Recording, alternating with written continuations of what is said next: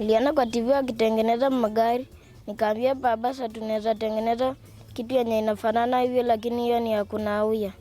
Na baba alikuwa ameenda kwa kazi, akarudi nimetengeneza kitu ya kukanyaga chini na sabuni na mwagika na kitu ya kukanyaga tena chini na maji na mwagika.